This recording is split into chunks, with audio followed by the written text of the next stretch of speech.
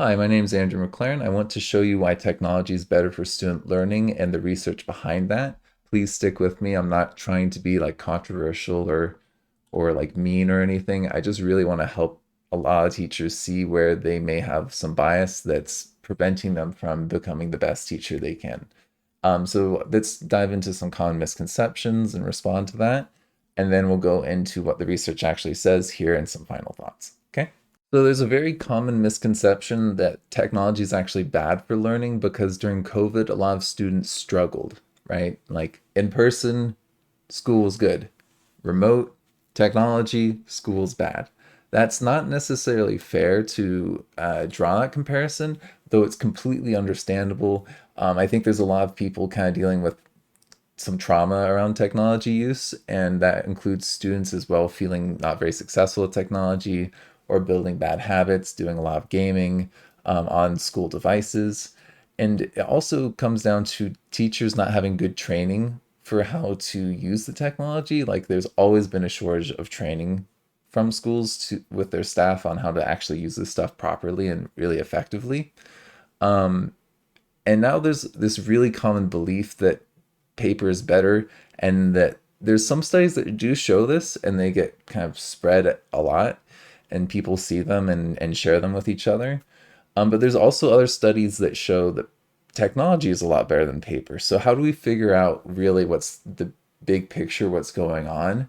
And that's consensus papers or review papers where they do some sort of meta analysis comparing all of the studies in the whole field, and people who are experts in that field kind of do a yearly review or like a review every couple of years, and other people who also work on that field, they chime in and they also will be like, yeah, I agree or I disagree about this. And um, then they will write this thing together and they look at all of the data and give you this giant thing that you can go through. So we're going to do that. Okay. Yeah. So I'll link this in the description so you can read it in depth. But this is a literature review where they looked at all these different studies around interactive whiteboards, and there was some interesting results. Like if you go through all of this, there's a whole lot in here. But the effects summary, I think, is a good just place to highlight right now.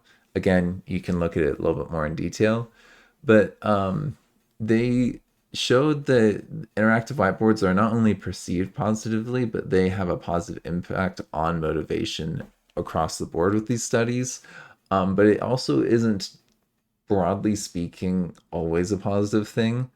There's a lot of variables that affect how impactful this is. So you can kind of see this, but basically they're saying like um, really need teachers who are good with the technology. Like they need to be trained, kind of like what I was saying earlier, and they need to help that helps them get more interactivity in the classroom and present things in different ways, and it helps them just do things a little bit more flexibly, which is helpful to have different styles and abilities in the classroom. It just helps more students interact with it and get access to it.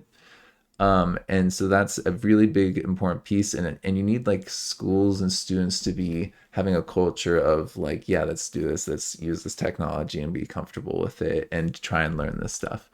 And so you can see that there's quite a bit of positive impacts here, but it's needing, as they're saying here, like some sort of buy-in. Like one of the most important things with teachers and effectiveness is, do they think that they're going to be effective doing what they're doing in the environment that they're in? If teachers don't think they're going to be effective, guess what? They're not. And so you need to make sure that teachers feel like they're going to be effective using the technology. And if they don't feel effective using it, it's not going to be effective. It's really that simple. So you really need to make sure that's like the main piece with this technology use and adoption, is that you're not forcing people to use it, but you're only having teachers who are comfortable using it. Um, Otherwise it just, yeah, it may actually be worse. But I mean, it's like if you were to ask a teacher who's not comfortable working on paper to teach with paper, right? Of course, that's not going to be as good of performance. And so there's other studies as well, and this is another study. I've gone down to the discussion section here just so you can kind of see. There is a positive answer to the question. Young people who learned with touchscreen devices did perform better than those who had access to touching. And there's a couple things that they talk about in here, which I found pretty interesting, where they're saying like older children and younger children might benefit differently from the technology access. And a big part of this is that with STEM, the digital touchscreens provide a more like real life experience, which helps them kind of learn STEM. Like instead of reading about a volcano, now they can actually manipulate stuff and make magma come out, right? So that is a more impactful, memorable, relatable experience, and even I would say more accessible as well. If you have a hard time reading, but you can mess with some stuff on the dials on the simulation, then you can experience things that previously you couldn't. So that's kind of an interesting thing. And this is, in case you want the title, here it is. I'll also link that in the description. Um, yeah, kind of interesting, right?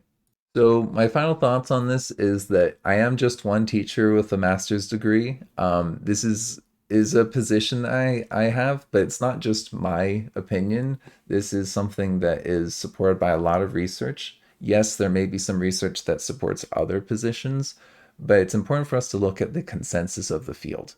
That's very important. It's part of, if we look at the NGSS, that's part of evaluating and communicating information, is being able to come to a consensus and understand those pieces. So we as teachers need to model that for our students, and being able to kind of discuss this also in a way that's respectful, because it's not malpractice to advocate for technology being used. It's also not like bad to say that technology implementation can be problematic. Like that is true. But I do believe that technology use is absolutely vital for equity, and that it really is important for all students to have access to these things because they're 21st century skills. Um, and they enable better learning environments, in my opinion. Thank you. Bye. Thank you for McLearning with me. I've got few more offers that I'd like to let you know about, and remember, like and subscribe. For each video on YouTube, I am making an interactive version using HP5. These will be for sale on Podia, and if you click on the link in the video, you should be able to go directly to that product. I also have 2 demos I'm going to be linking so you can kind of see what these products look like. So I would recommend checking out those demos. I also offer one-on-one remote tutoring through Wyzant. Please use the links that I have linked below. That way I can get 100% of the hourly rate as opposed to 75.